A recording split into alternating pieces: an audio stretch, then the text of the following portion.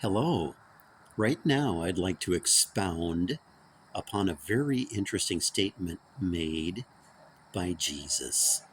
In Matthew 19, verse 21, he's speaking to a rich young ruler, saying, "Here's how you can be perfect." He says to sell all you have and then give to the poor, and then come follow me. But he says this, then you will have treasure in heaven. Have you ever thought about the fact that we come into this world with absolutely nothing and leave taking nothing with us? Have you ever seen a rental truck or van following a hearse before? No, you never have. Now, I know how difficult that is to do. I guess I've been poor all of my life. And if you were rich, it would be difficult to want to go back to being poor. But and I can understand why the fellow went away disheartened because he was very rich. But doesn't it make sense to have treasure in heaven? That's treasure you get to keep, you see. Whereas the treasure here, we can't take with us. Don't you see it crystal clear, people? What's the point of focusing upon treasure here in this world when it's treasure in heaven that's going to be the only treasure that will last? By the way, I just came up with something else. He also talks about a treasure that moths cannot corrupt, nor thieves can steal. Now, this makes perfect sense to me. That's what I want to be doing, storing up treasure for in heaven with Jesus. I have no interest in earthly treasure. I could have money, I could be rich, I could be a millionaire, but what's that going to do? The answer is not one iota toward the saving of my soul, you see. So it makes perfect sense. It's really interesting. So I get great joy in doing something for Jesus, just getting his word out so that people can find out that he's what it's all about. That's what I want to do. Jesus is the greatest treasure I have, you know. I mean, I don't have a loved one, at least not right now, and that could change someday. But right now, Jesus is my treasure. He's my treasure on earth. Why shouldn't he be my treasure in the sense of storing up treasure in heaven? Now, there's a second thing that's important to stress.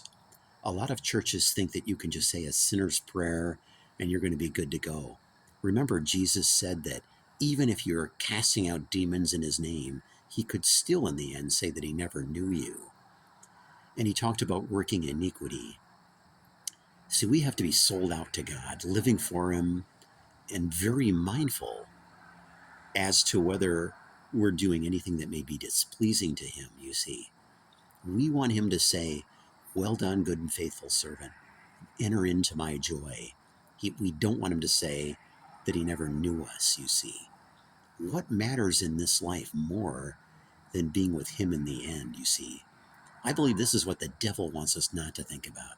He wants us to think about this life, and he doesn't want us to think about what's going to happen when we die. Oh, don't think about what's going to happen when you die. Don't think about your eternity. I honestly think that he's actively working in people every day. But you see, eternity is what it's all about. You know, getting to heaven, having treasure in heaven. Why worry about temporary treasure in a temporary life where we're not even going to be in here very long to enjoy the treasure? It makes perfect sense. That's quite a promise he's saying. He's saying, A, you can be perfect if you do this. And secondly, you'll store up treasure in heaven, which is better than any treasure you can have here. It's very elementary. But I know it's real. I know that life boils down to, the meaning of life boils down to just getting people saved, pointing them toward Jesus.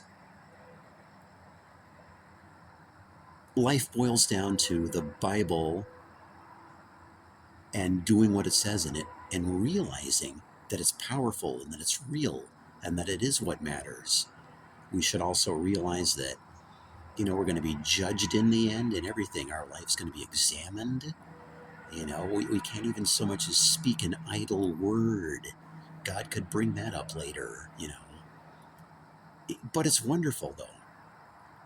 So, in closing, I wish to have my place with God Almighty and be on good terms with Him. And I wish to have a purpose, that is something to do for Him while I'm here, you see. Everything's harmonious that way. You end up with a kind of harmony when you are in His good graces, you see. I know Jesus is a wonderful God. I know He says some very stern things that sound harsh. And a lot of these things aren't preached. Instead, you hear preaching about just blessings and things like that. He just wants us to follow Him. And in closing, I'll say this. That's what I see in the Bible. Is God just getting disappointed saying, you were once following me, but you went astray, and how sad, and oh, I might do this and allow this to happen if you don't turn back to me. He's just disappointed that we're not serving Him. That's what I'm seeing. And yes, there's all kinds of things in there that, especially in the Old Testament, that indicate that, yes, He wants a spotless bride, and He just wants us to serve Him, or if we don't, look out. I mean, we could perish.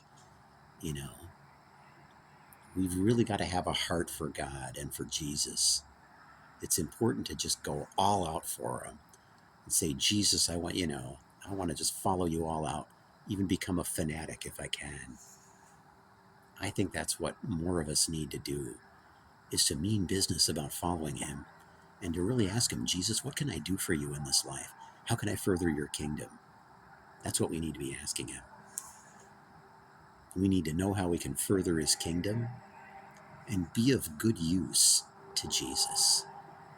We're either going to be judged if we're in rebellion against Him, or we're going to be forgiven and admitted into heaven. But remember, He said, go and sin no more. So we can't abuse this grace thing. Some people will say, hey, I'm preaching works. But yes, there's a kind of work to do, all right. He says, work out your salvation with fear and trembling. So we have to just maintain that straight and narrow path with Him that leads to righteousness. We have to follow Him every day, and every day put off the trappings of the world. All 7 days of the week, for example, including Sunday, the devil's stuff is there. It's so easy to go astray and to be technically with Him on His side of the courtyard. I don't want to be with Him. I want to stick with Jesus all 7 days of the week, read my Bible all 7 days of the week, and I want to be close to Him, be on good terms with Him, and be doing Him some good in this life. Got to do something for Him. I spent years and years of my life doing nothing for Him, just thinking about myself. All right, I confess, those days are gone. Now it's, what can I do for Jesus? How can I do something for His kingdom that's going to matter? And people, in closing, I'll say that's a great way to live. You should have that same outlook. I'll see you the next time. And until then, may Jesus bless.